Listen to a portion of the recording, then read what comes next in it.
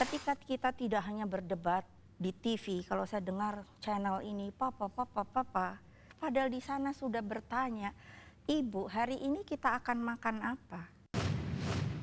Anda ngomongnya seperti pidato seorang presiden ya. Loh, saya kan presiden. Itu kan perasaan Gus Dur ya. Padahal perasaan dan perilaku saya pada waktu itu sebetulnya kan kejepit.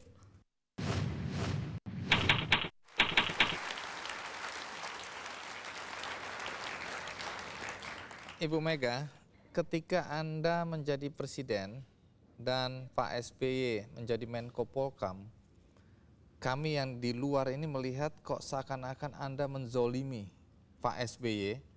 Karena Pak SBY mengadu tidak pernah ditegur, tidak pernah disapa, diajak rapat. Sebenarnya apa yang terjadi sih? Seharusnya harus dengan jujur beliau berkata ya, bahwa hal yang beliau sampaikan itu sebetulnya tidak benar sama sekali. Karena bagaimana mungkin kalau dikatakan tidak diajak rapat, rapat saya itu rapat yang tertib. Karena 1 bulan itu saya bagi kepada suatu rapat kabinet yang namanya minggu pertama itu sidang paripurna. Lalu akhir minggu itu sidang paripurna kembali. Di tengah minggu itu sidang paripurna terbatas. Lalu di bawah, jadi maksudnya hari-hari yang sangat diperlukan itu dilakukan rapat-rapat terbatas. Nah, kalau dari konteks katanya nggak ikut rapat segala macam, ya saya pikir terlalu mengada-ngada karena di paripurna harus ikut. Lalu di sidang terbatas paripurna itu dilihat dari apa yang sedang diprioritaskan. Katakan di sidang paripurna itu seperti hari-hari ini, itu kan ada Idul Adha, ada Natal, Tahun Baru dan sebagainya. Biasanya sudah mulai kami persiapkan 3 bulan sebelumnya untuk bisa mengantisipasi hal-hal yang akan kita lakukan. Nah di situ Pak SBY sebagai Menko Polkam diajak? Ya tentu dong, lalu untuk apa ya beliau jadi Menko Polkam ya kalau tidak diajak? Lalu menurut Anda kenapa kok Pak SBY waktu itu merasa tidak Anda tegur, tidak diajak rapat, itu kenapa ya? Ya karena untuk citra. Saya kelihatannya belum paham ini. Jadi kan pada waktu itu mereka yang menjadi anggota partai dan juga calon itu harus cuti kan pada kegiatan-kegiatan pemerintahan. Jadi waktu itu saya sebagai presiden sangat naif kalau dikatakan saya tidak tahu apa yang beliau lakukan. Ya dong, presiden kan punya BIN, punya aparat yang dapat berakses dan mengakses. Jadi apa yang dilakukan Pak SBY waktu itu? Ya tentu saja sudah mulai menggalang kekuatan. Yang saya bilang, aduh Menko Polkam saya ini. Karena buat saya hanya 2 pilihan kan. Apakah akan saya perlakukan reshuffle kabinet? Saya kehilangan 2 Menko. 1 Polkam, 1 Kesra. Waktu itu saya berpikir panjang. Kalau saya lakukan reshuffle kabinet dalam waktu yang begitu pendek, pasti akan terjadi kegoncangan. Tentu, karena kan orang mau masuk dengan segala macam. Lalu saya berpikir lagi, kalau itu saya lakukan, maka urgensi yang saya bilang, pemilu ini karena akan dilihat oleh dunia internasional bahwa Indonesia sudah berbeda dengan Indonesia pada waktu 30 tahunan. Ketika pada waktu itu Orde Baru itu dikatakan suatu orde yang represif, kita masuk ke reformasi. Jadi saya kan hanya ada 1 pilihan, maju ke depan.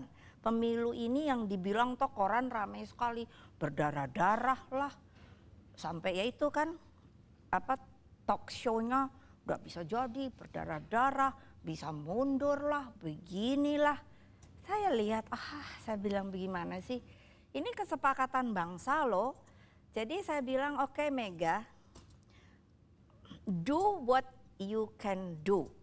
Itu saya bilang apa sama yang Anda lakukan? Ya itu tadi, jadi kabinet tetap, Menteri Dalam Negeri saya jadikan Menko Polkam rangkap, lalu Menteri Pendidikan saya jadikan Menko Kesra, dan saya bilang, mereka yang mau berkampanye silahkan, tapi jangan melakukan hal-hal yang sampai menjadi goncangnya pemerintahan ini. Terbayangkan tidak? Dipergunakan ya, tentu oleh orang ketiga. Yang saya jaga jangan sampai hal ini terjadi. Doa saya setiap malam adalah, aduh yang Maha Kuasa, tunjukkan bangsa ini bangsa beradab. Dia dapat melakukan pilihannya, melakukan pemilu langsung, berarti hak pilih rakyat tuh diberikan 100%. Makanya saya juga tidak setuju kalau dilakukan golput. Semua orang sampai, wah itu saya lihat juga di talk show, golput lah. Loh saya bilang ini kesepakatan siapa dulu? Ini kesepakatan yang dibuat oleh Majelis Permusyawaratan Rakyat untuk bisa memberikan kepada rakyat tuh langsung pilihannya. Kalau belum baik, mari kita perbaiki. Ini proses ke depan.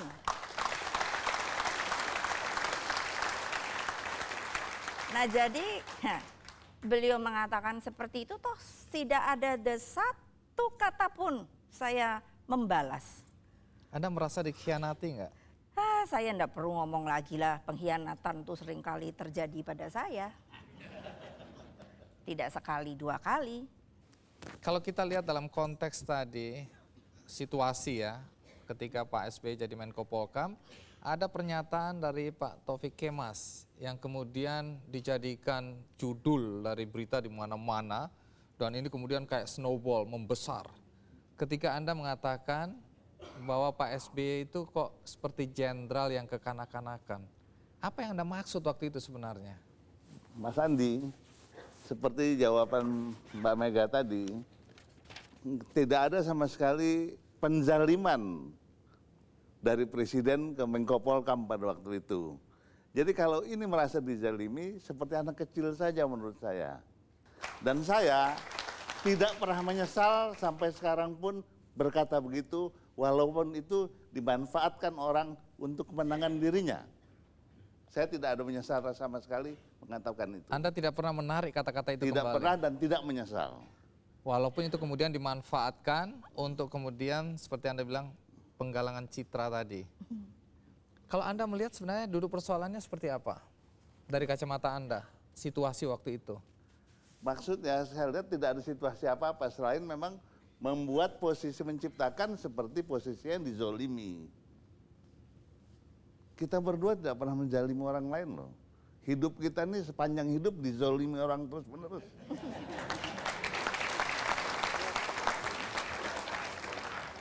Kita diazolimi sama Pak Harto saja pun kita tidak ada dendam sedikit pun. Jadi kehidupan kami sepanjang hidup sampai sekarang tetap dizolimi orang lain. Tapi tidak pernah sekalipun terbentik di dalam hati kami berdua akan menzolimi orang lain. Posisi Anda sebagai suami presiden waktu itu, bagaimana Anda menempatkan diri sebagai suami dan sebagai warga negara berhadapan dengan Ibu Mega yang presiden? Kalau saya di partai bisa menjawab. Sebab kalau di partai, kalau saya memberitahukan kepada ketua umum saya, ada hal-hal tidak cocok, saya bisa bawa ke rapat DPP. Kalau sebagai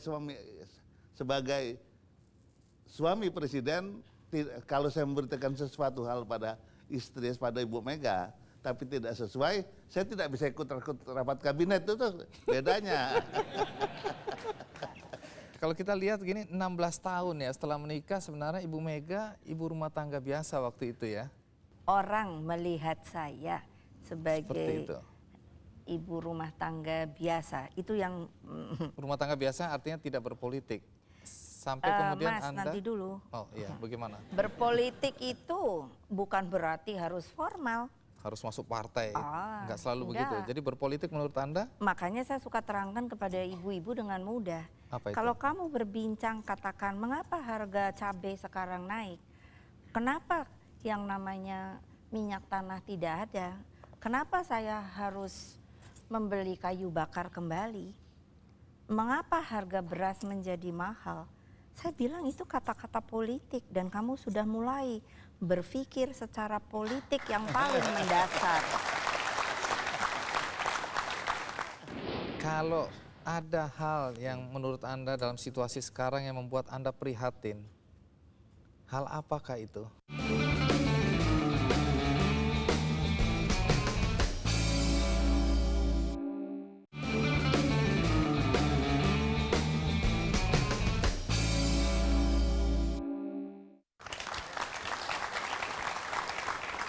Ibu Mega, kalau ada hal yang menurut Anda dalam situasi sekarang yang membuat Anda prihatin, hal apakah itu? Sebetulnya itu juga bagian dari perjuangan saya yang saya alami sendiri kan, bahwa bayangkan mengapa orang Indonesia berpikir begitu pendek, bahwa sampai anak bangsanya sendiri diperlakukan seperti begitu. Maksud saya bukan diri saya sendiri, kan banyak saya, teman-teman saya dan sebagainya yang tidak bisa mendapatkan kesempatan untuk, kita selalu bilang kan harus melalui pendidikan sampai berkutat 20% yang namanya budget untuk pendidikan. Tetapi di dalam hal ini terjadi sebetulnya kan demoralize di tingkat realisasinya. Karena saya perhatikan sekarang yang paling susah untuk dibangun kembali itu adalah mental bangsa. Itu dari dulu yang saya perhatikan ketika saya mengalami penzoliman seperti itu. Kalau saya, teman-teman yang mengalami juga hal seperti itu, tidak boleh menerima pendidikan. Lalu saya berpikir, agak ironis ya, kalau kita selalu bilang membangun suatu bangsa harus melalui pendidikan bla bla bla bla. Lalu bagaimana dengan hal-hal seperti ini? Lalu terus setelah itu tinggal tunjuk kamu tidak punya pendidikan, kamu tidak cerdas. Banyak saya bertemu dengan anak-anak pintar di kampung-kampung. Saya sekarang sedang, anak asuh saya banyak, tapi saya sekarang sedang ingin melihat bahwa apa yang saya pikirkan itu benar. Apa itu? Saya mengambil 2 anak dari kampung. Ketika saya bertemu dengan mereka, saya lihat mata mereka mempunyai suatu kecerdasan. Jadi saya bawa dengan orang tuanya. Saya bilang, "Nak, saya kasih kamu kesempatan untuk bersekolah dengan baik dan saya tahu kamu mampu." Dan ternyata alhamdulillah berjalan begitu saja. Tidak mengalami suatu cultural shock ya. Saya didik dengan baik. Nah, anak-anak bangsa seperti ini kan sebetulnya banyak sekali yang tidak diberi kesempatan atau tidak mendapat kesempatan karena anak orang kecil yang tidak terlihat. Kalau saya pergi ke SD di jauh di luar kota besar, saya sangat sedih. Kita sebagai bangsa belum dapat memisahkan bahwa apa sebetulnya transfer of knowledge dengan yang namanya suatu materi yang ada hubungannya dengan pendidikan. Kalau umpamanya saya bercerita pada cucu saya tanpa harus berada di sekolah, tanpa harus berada di suatu tempat duduk, kita diam sepertinya guru, lalu dialah satu-satunya orang yang paling superior mengetahui segalanya.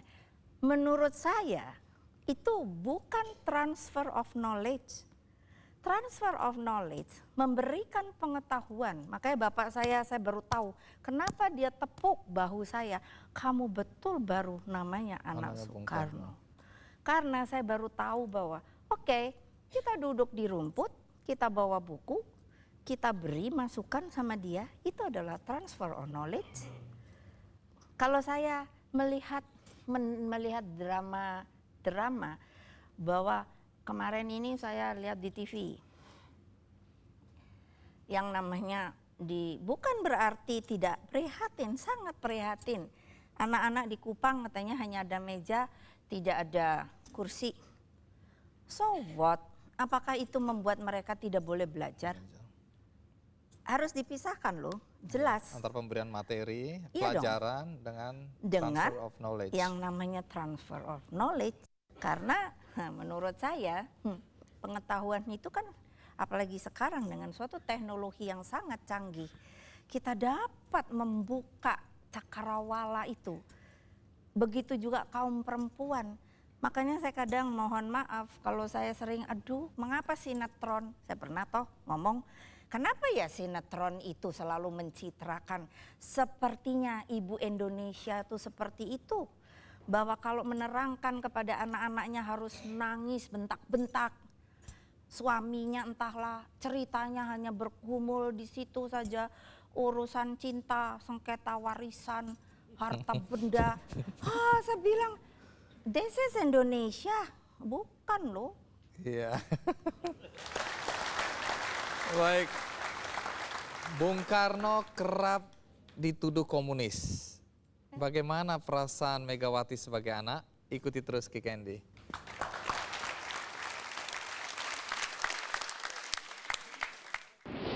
Jadi dikeluarkan dari saku celananya. Coba kamu lihat ini, Apa itu?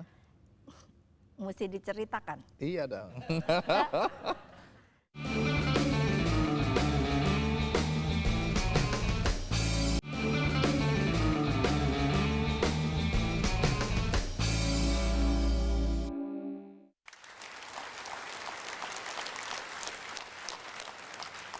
Iya, Bu Mega, sampai sekarang masih terjadi kontroversi.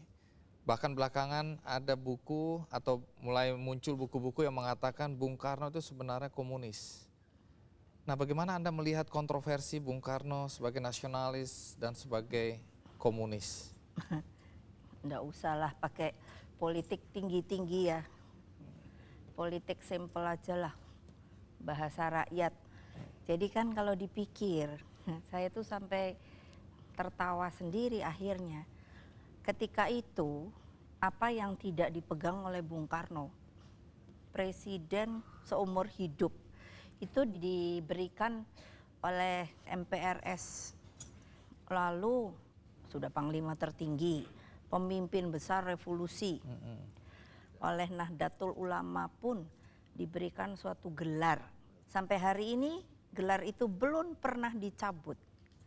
Lah kalau terus dibilang Bung Karno komunis, aneh ya. Dapat gelar enggak pernah dicabut sampai hari ini loh. Lalu bagaimana? Ya saya waktu dengar seperti itu ya aduh, saya bilang itu tadi di politik kan dua itu yang saya bilang. Ini menyudutkannya luar biasa sekali. Lalu kan saya juga dengar, Bung Karno itu dengan Partai Komunis itu ingin mengkudeta. Ya. Loh. Siapa yang mau dikudeta? Beliau presiden seumur hidup, pemimpin besar revolusi, panglima tertinggi, yang pada waktu itu kekuatan armada kita di Asia Tenggara itu sangat ditakuti. Jadi semua yang Anda ucapkan ini otomatis membantah atau meniadakan dugaan-dugaan orang bahwa Bung Karno adalah komunis. Ya tentu sajalah, kadang-kadang saya pikir kalau dengan debat panjang lebar begini begitu lalu memakai referensi buku dari luar dan sebagainya. Capek deh.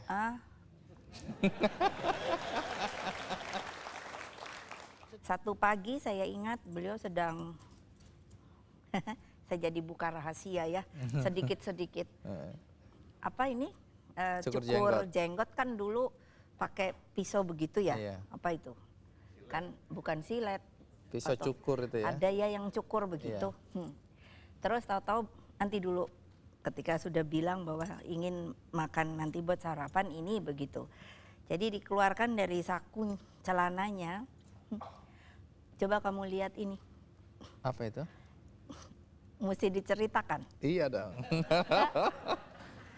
Jadi di situ beliau itu kan bersahabat dengan seorang Bertrand Russell. Itu kan seorang budayawan, filosof ya, yang sangat terkenal pada waktu itu. Yang diperlihatkan apa? Di situ bilang itu adalah telegram Iya. dari beliau, bilang kan, "A dear friend," gitu kan, Soekarno gitu. Ini ada list gitu. Dan ternyata saya baca nomor 1 bapak saya yang akan digulingkan. Oh. Nah, saya bilang, keren Pak, nomor 1 aku bilang. Cukup Masih jadi rahasia nih. ya. Jadi intinya apa intinya? Ya intinya bahwa itu tadi kan, saya bilang di politik hanya ada 2 kan, orang tidak tahu atau memang mau disudutkan. Jadi kan beliau disudutkan menurut saya, bukan karena saya anaknya loh. Tapi saya melihat ada suatu permainan yang pada waktu itu, nah itu harus dipelajari sebagai sejarah bangsa. Kenapa? Karena Indonesia pada waktu itu, apa sih? Kalau menurut saya sangat bangga sekali. Tadi saya bilang kekuatan militer kita pada waktu itu di Asia Tenggara itu hebat sekali, sangat diakui. Lalu berikutnya, di Indonesia pernah ada konferensi Asia Afrika, lalu juga ada dibuat yang namanya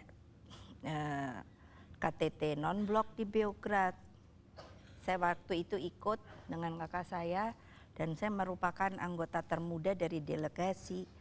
Jadi itu yang saya bilang, ada hal-hal yang mungkin amat jarang dialami oleh orang. Orang lain ya? Iya. Karena jadi, kebetulan Anda adalah anak presiden. iya itu dia. Iya. Nah di sini ada Mas Guntur Soekarno Putra. Mas Guntur, Anda jarang didengar menilai adik Anda ini. Menurut Anda apa sih hebatnya adik Anda ini? Wah, memang dari dulu dia hebat. Dalam kenangan Anda masa kecil dulu apa hal-hal yang menonjol dari seorang Megawati? Ada satu hal yang saya nggak bisa lupa itu ya.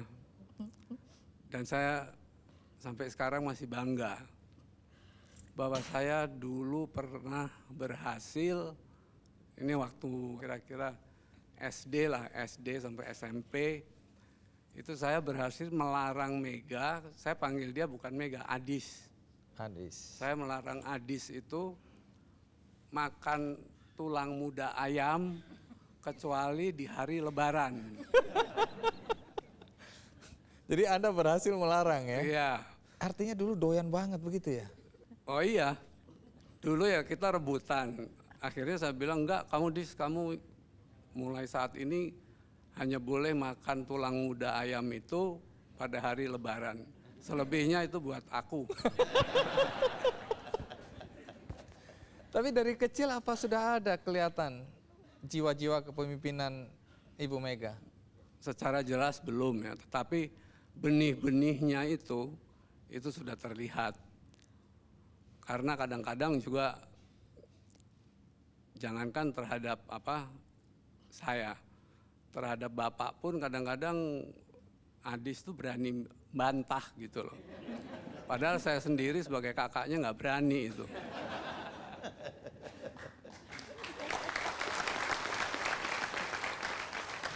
Tapi sebagai seorang kakak ya, Anda kan melihat Ibu Mega ini kan jadi tokoh.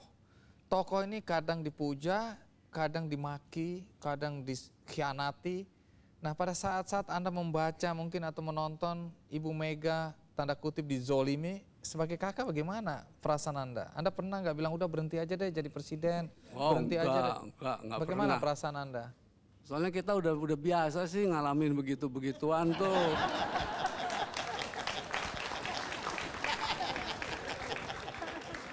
Jadi menurut Anda itu udah kehidupan yang Zolimi aja. Ya, ya udahlah sudah itu pernah sih dialami ya. udah makanan sehari-hari lah. Dari dulu jadi anak presiden juga begitu.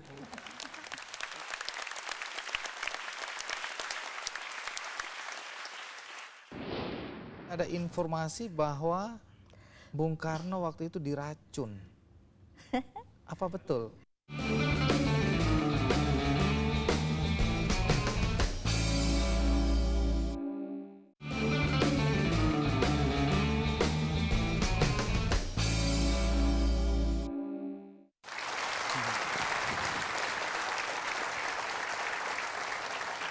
Ini kan tetap masih ada pertanyaan tentang perlakuan terhadap Bung Karno pada saat-saat terakhir Bung Karno. Ada yang mengatakan atau meyakini bahwa Bung Karno betul-betul disakiti, kemudian di tanda kutip lagi dizolimi. Nah, tapi ada yang bilang enggak, perlakuannya wajar aja. Dari keluarga sendiri bagaimana melihat perlakuan terhadap Bung Karno detik-detik Seharusnya terakhir? apa yang tersirat dalam kata-kata saya sebagai joke bahwa sayang waktu itu tidak ada Komnas HAM ya. Jadi berarti bahwa tidak benar kalau Bung Karno mendapat suatu perlakuan yang wajar. Saya sendiri sama maksudnya adik-adik pun tidak tahu status Bapak ini sebagai apa. Tahanan bukan? Nggak ada apa suratnya, penahanan, kan kalau sekarang lebih enak ya. Semua jelas. Ya belum terlalu jelas. Belum terlalu jelas. Ya. Nah pada waktu itu kita seperti di pingpong. Yang saya hanya tahu ketika beliau yaitu tadi apa ditahan, apa diisolir, apa di entahlah. Nggak pernah jelas ya? Nggak pernah jelas. Saya ini terlalu banyak baca buku tentang Bung Karno sampai bingung sendiri. Tapi ada informasi bahwa Bung Karno waktu itu diracun. Apa betul? Keluarga percaya nggak itu? Yang pasti ya ketika, jadi boleh ya saya bandingkan.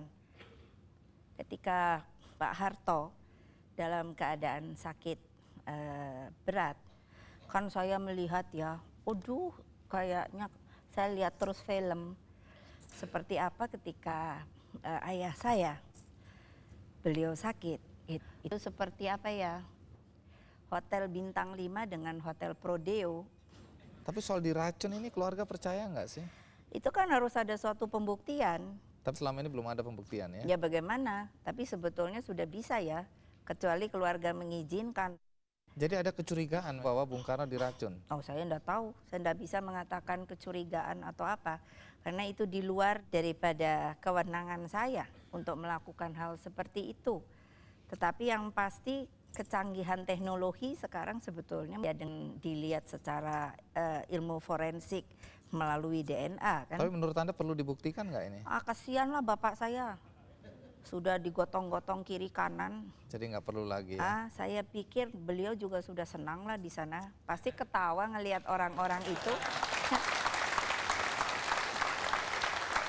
Soal isu Bung Karno dirawat oleh dokter hewan. Ini kan aneh-aneh ya, benar nggak sih itu? Karena bagaimana ya, tadi dikatakan seperti itu, lalu karena ketentuannya kan tidak ada. Jadi seperti waktu besuk, saya tidak mau ke ranah kesehatan lah. Ketika waktu mau besuk saja, kita tidak tahu kapan kita harus besuk. Kadang sampai 2 bulan, kita mintanya pun kita tidak jelas ke siapa. Kita coba pada waktu itu ke Pangdam Jaya. Dibilang, oh harus ada kesepakatan dengan Pangdam. Semua itu pun pada waktu itu semuanya om-om. Saya kenal itu, makanya saya pikir ini bagaimana ya. Yang dulunya om dekat, Ya, tahunnya artinya berubah sudah ya? dipanggil om kan tiba-tiba Berubah. karena kekuasaan ya. Makanya saya lihat apakah bangsa ini hanya akan berebut mengenai masalah kekuasaan ya. Jadi bangsanya sendiri lalu mau diapakan? Baik.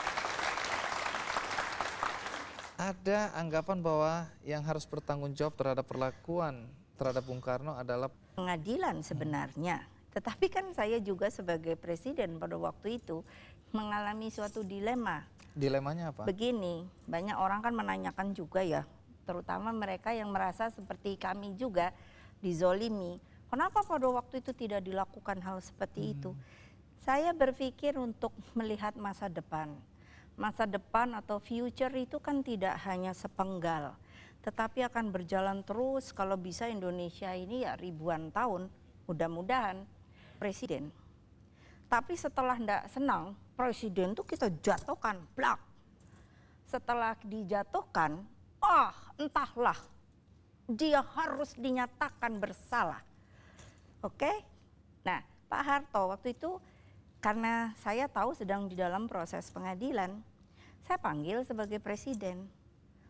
Yang paling utama adalah waktu itu saya sampai panggil seluruh tim dokter. Ada tim dokter independen, ada tim dokter militer, semua saya tanya. Dan semua mengatakan sama. Apa itu?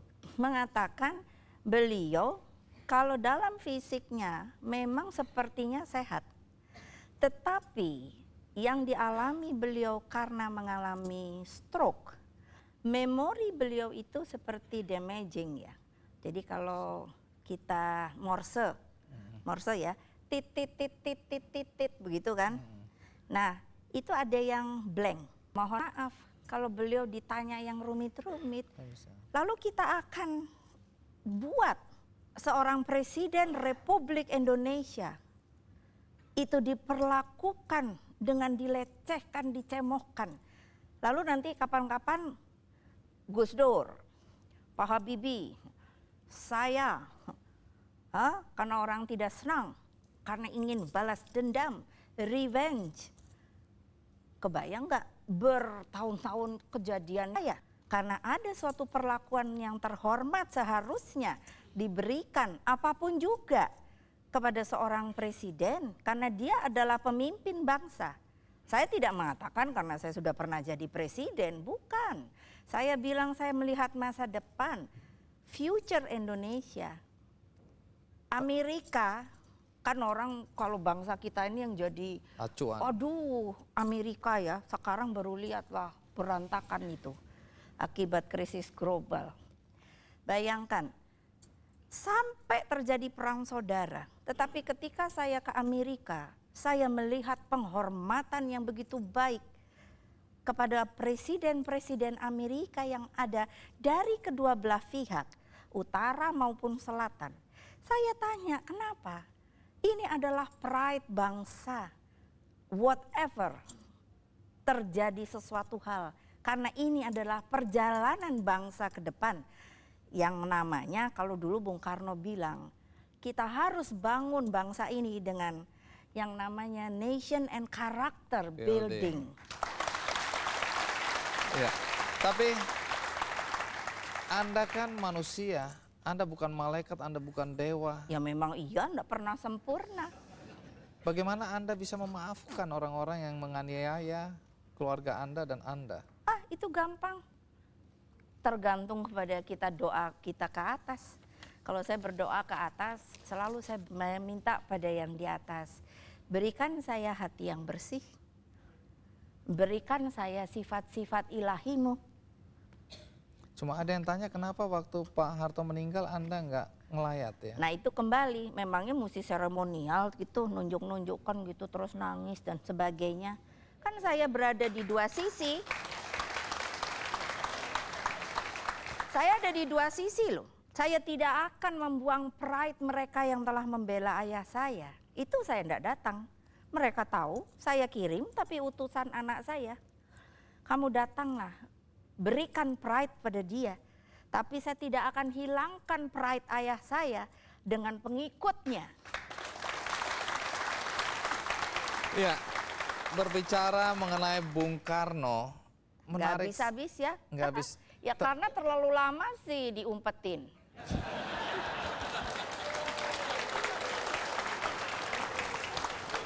Ya, berbicara mengenai Bung Karno, ada satu orang yang mendampingi Anda dari Anda remaja. Namanya Pak Ribut Sudarno. Ya itu. Anda ini katanya sudah mengawal Ibu Mega dari Ibu Mega remaja. Waktu itu posisi Anda apa? Waktu itu posisi selaku anggota Polri. Iya. Kenapa kok diminta mengawal Ibu Mega ya? Bagaimana ceritanya? Pada tahun 1962, saya selaku anggota BRIMOB langsung tes masuk ke istana jadi pengawal pribadi. Pengawal pribadi siapa? Presiden Soekarno. detasemen kawal Dinas pribadi. Kawal Pribadi. Tunggu, mungkin Ibu Mega bisa cerita bagaimana sampai Pak Ribut yang menjaga Ibu Mega? Makanya, jadi ketika itu ada detasemen kawal pribadi sebelum Cakra Birawa. Iya. Waktu kami mulai remaja, kita kan wah dikawalnya tuh sama yang kereng-kereng ya, tua-tua kereng-kereng. Lalu saya bilang sama ayah saya, wah kalau begini saya nggak dapat pacar Pak. Belum apa-apa orang udah gemeter ngelihat yang di belakang saya.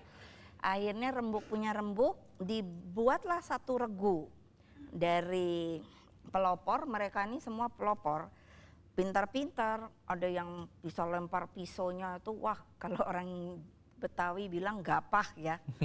Cap, begitu kan, wah pokoknya sudahlah. Semua senjatanya AK.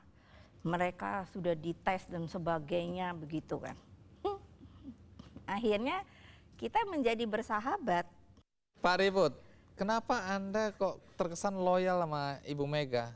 Apa yang membuat Anda loyal? Karena dari semenjak ngawal Bung Karno, sekeluarga, jadi seperti ada amanah gitu. Sehingga Anda meneruskan tugas Anda mengawal Ibu Mega ya? Betul. Sampai sekarang ya? Ya. Saya enggak pernah marah. Apa sih enaknya ngawal Ibu Mega ini? Pak Ribut bingung ya? Bukan karena dia tahu itu rahasia. Wah. Baik Pak Ribut, luar biasa sekali Anda dari remajanya Ibu Mega sampai sekarang Anda masih bersama ya.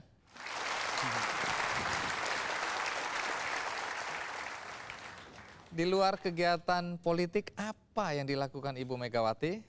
Ikuti terus Kick Andy.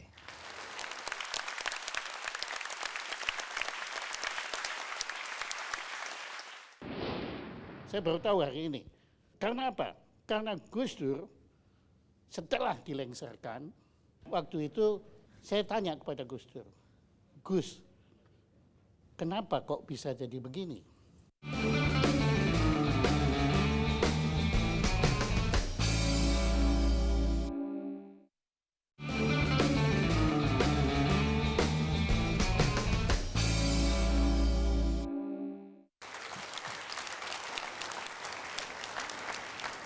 Mungkin tidak banyak yang tahu apa kegiatan Ibu Megawati selain atau di luar politik. Nah, boleh tahu apa sebenarnya kegiatan Anda? Karena saya dengar-dengar Anda suka tanaman ya. Ya itu memang karena itulah sebabnya saya mengambil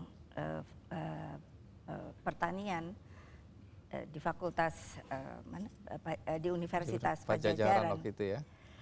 yang memang tidak tahu mungkin kalau saya pikir kebetulan yang putri saya itu kan orang Bali. Jadi orang Bali itu kan cinta sekali dengan alam yang diwujudkan tentunya dengan tanaman. Dari kecil saya sudah sangat senang kalau terutama Bapak memberi oleh-oleh tanaman pada saya dan itu rupanya berkembang sampai juga sekarang. Jadi itu juga salah satu terapi buat saya.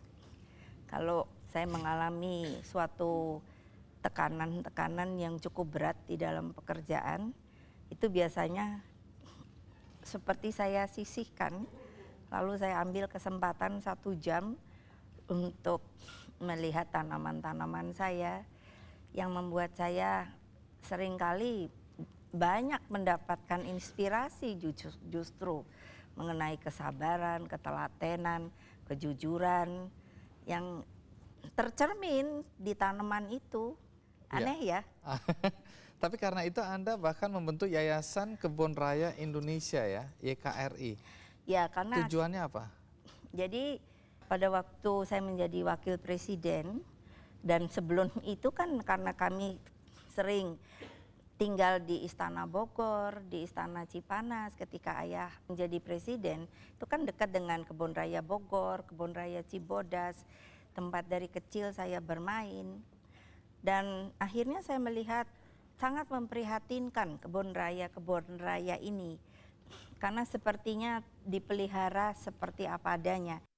keinginan saya akhirnya membuat yayasan ini karena ketika saya sebagai wapres, saya bilang coba saya lihat dari data yang ada dari dulu, tanaman apa saja yang telah tertanam di sini.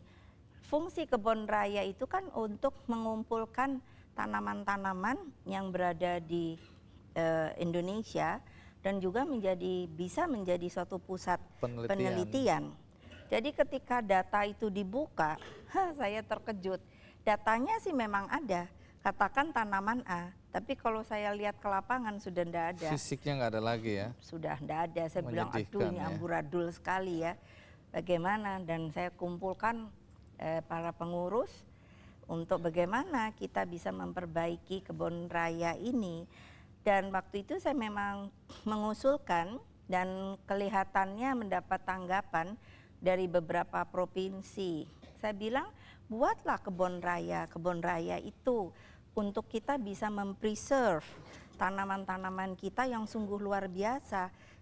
Saya pada waktu itu mencoba menambahkan supaya yang namanya kebun raya ini juga menjadi tempat rekreasi yang murah meriah. Saya sering melihat berapa banyak keluarga datang dengan anak-anaknya hanya menggelar tikar, piknik dan sebagainya. Yang saya juga sebetulnya berupaya dari pihak kebun raya untuk dapat menerangkan kepada anak-anak kita jenis-jenis tanaman-tanaman yang kita punyai yang menurut saya adalah suatu khasanah flora fauna yang luar biasa yang dimiliki oleh Indonesia. Iya, dan di sini ada Pak Holif Imanuddin ya, yang menjadi salah satu pengurus yayasan. Nah Pak Holif, kalau dilihat dari minat Ibu Mega kemudian cita-citanya untuk menjaga agar tanaman-tanaman langka kita tidak punah begitu saja, apa peran terbesar yang Anda lihat dari Ibu Mega? Kecintaan beliau kepada konservasi khususnya tanaman Indonesia sangat mengagumi sekali. Atas dorongan Ibu Mega kita bisa menghadirkan Taman Sakura yang ada di Indonesia, Taman Lumut yang ada di Indonesia, kemudian juga ada beberapa jenis tanaman yang boleh dikatakan sudah menjadi tren di Indonesia barangkali, yaitu ada Rose Megawati yang kebetulan Rose Megawati. Terima kasih Pak Holif. Kembali ke Pak Taufik Kemas, apa yang Anda kagumi? Ini sifat-sifat ya. Apa sifat-sifat Ibu Megawati yang Anda kagumi? Rahasia.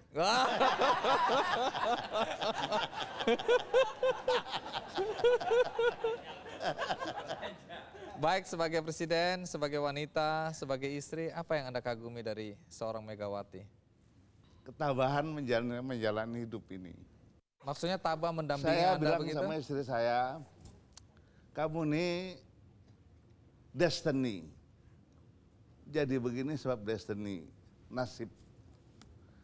Bukan karena kau mau atau bukan karena ingin. Tapi ini nasib memang yang harus kau jalani.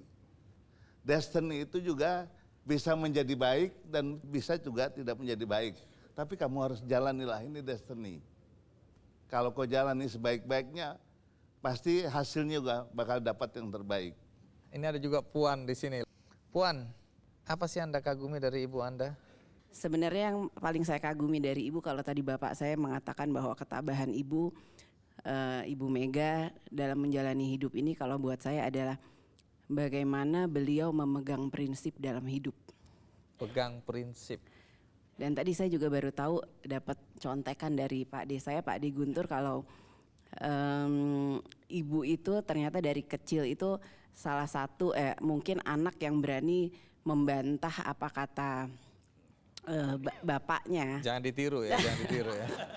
Ternyata itu kebetulan menurun pada saya. Jadi bagaimana kalau orang berbicara bahwa kenapa sih Ibu Mega itu selalu kekeh sumekeh, kadang-kadang kan seperti itu lah. Dan tidak ada yang bisa membantah atau memberitahu kenapa Ibu kekeh sumekeh. Karena prinsipnya itu betul-betul menjadi salah satu pedoman bagi saya untuk menjalani hidup saya ke depan juga gitu. Hal itulah yang membuat saya menjalani hidup ini memang perlu kita punya keyakinan, kita punya prinsip, dan kita punya harapan. Iya. Ini tidak afdol kalau Jaya Suprana tidak ditanya. Jadi Pak Jaya Suprana, bagaimana Anda melukiskan seorang Megawati di mata Jaya Suprana? Kalau sampai ada orang yang menduga bahwa Mega itu tidak cerdas, saya kira orang itu yang tidak cerdas. Sejak awal saya bertemu beliau, saya terkagum-kagum atas kecerdasan beliau. Contohnya apa yang membuat Anda terkagum itu? Beliau memiliki satu kecerdasan estetika. Tadi sampai dari Kebun Raya Cibodas mengakui betapa besar peran beliau dalam kecintaan terhadap alam ini.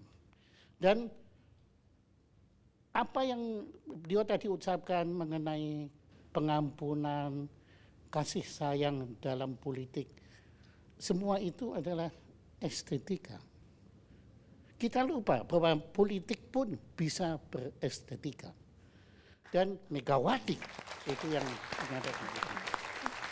Saya terharu sekali tadi mendengar bagaimana beliau, sudahlah yang sudah lalu, untuk masa depan kita jangan membebani dengan masa lalu. Dan satu, tadi saya baru tahu kalau Mbak Mega ternyata sudah memberi nasihat kepada Gus Dur sebelum beliau dilengsarkan agar beliau memperhitungkan masalah dengan DPR. Saya baru tahu hari ini. Baru terungkap hari ini ya? Ya, dan karena apa? Karena Gus Dur setelah dilengsarkan, saya adalah insan yang terakhir yang mendampingi beliau, semua hilang semua waktu itu kan. Nah di situ, waktu itu saya tanya kepada Gus Dur, Gus, kenapa kok bisa jadi begini? Kemudian beliau diam, kemudian beliau mengucapkan, saya salah perhitungan. Jadi rupanya beliau mengakui nasihat Mbak Mega itu tepat sekali. Setelah saya yang telah berupaya, tapi tidak juga seperti Ibu Kartini dengan perjuangannya, dengan kaum ibu yang lainnya, ibu saya, dia meninggalkan istana dengan elegan.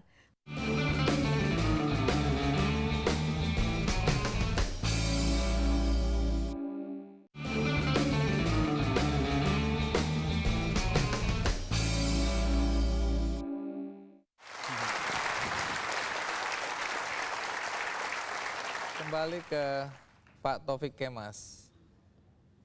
Menjelang 2009, Anda dan keluarga udah yakin mengizinkan Ibu Mega untuk maju ya?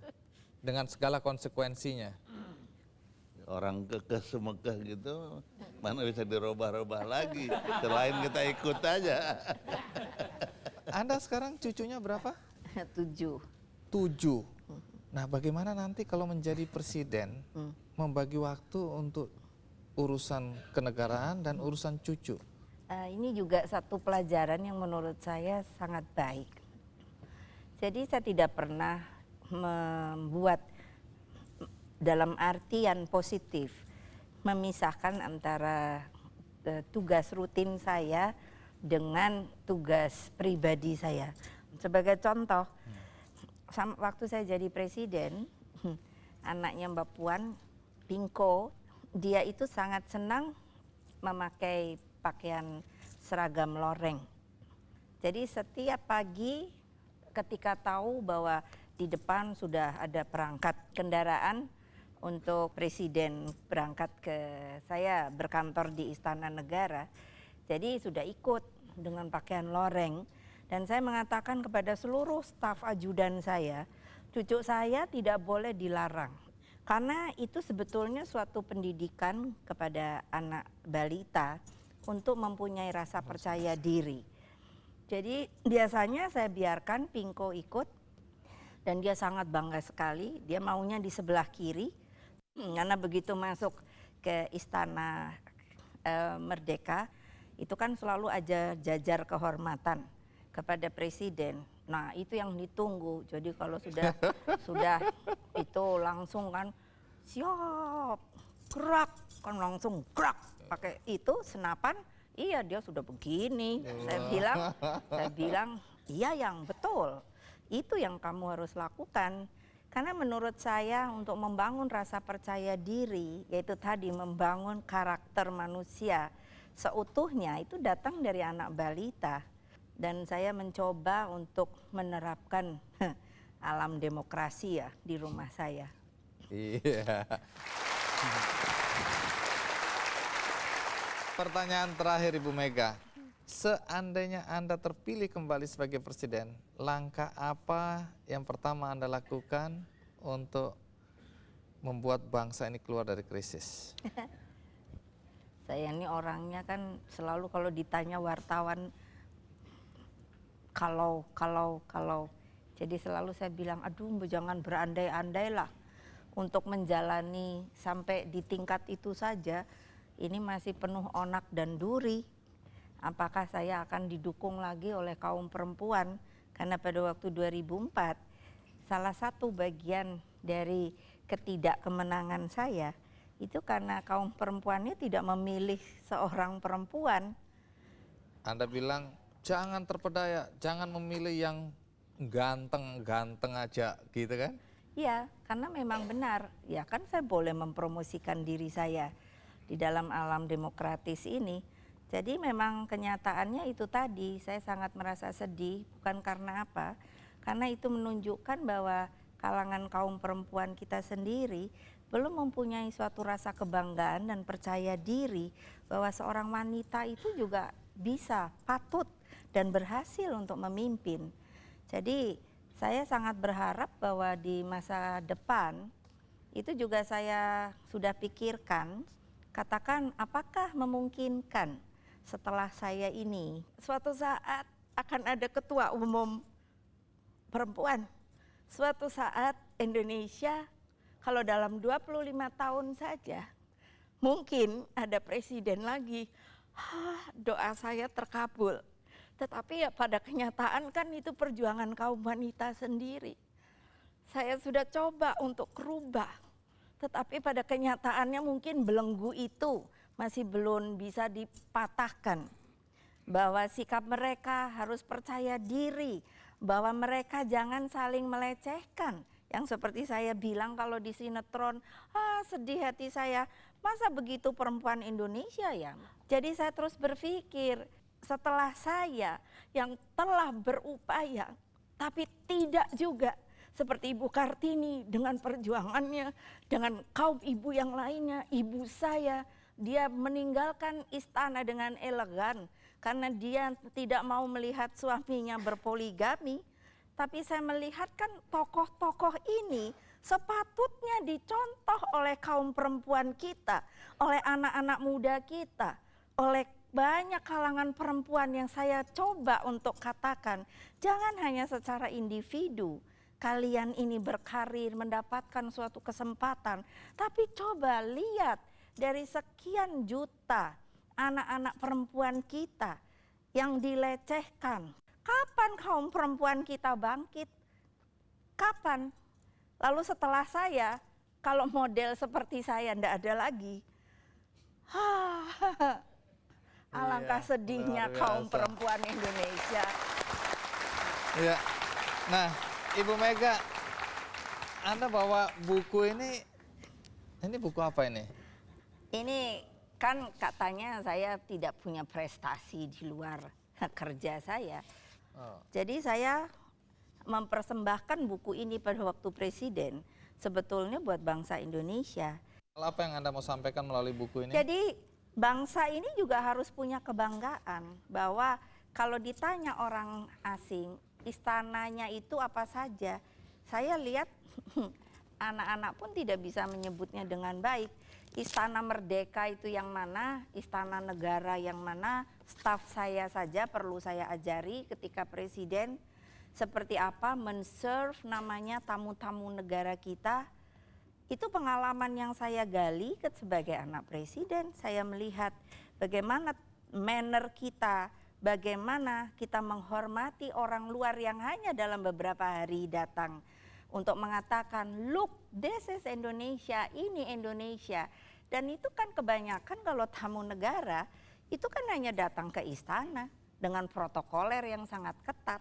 Dan impresi harus bagus di situ ya. Impresi harus bagus. Bisa dibayangkan tidak kalau Rusia mengatakan kita masuk ke Kremlin. Aduh, saya lihatnya bangga sekali. Luar biasa. White House dan sebagainya. Mengapa kok kita tidak bisa membangun sesuatu yang penuh dengan estetika, yang penuh dengan kebanggaan diri sebagai bangsa, bahwa kita ini bangsa Indonesia yang patut dihormati oleh bangsa-bangsa lain di dunia. Iya. Baik, Ibu Mega, terima kasih banyak. Anda sudah mau datang ke Kick Andy dan banyak hal yang kita pelajari hari ini melalui Megawati Soekarno Putri.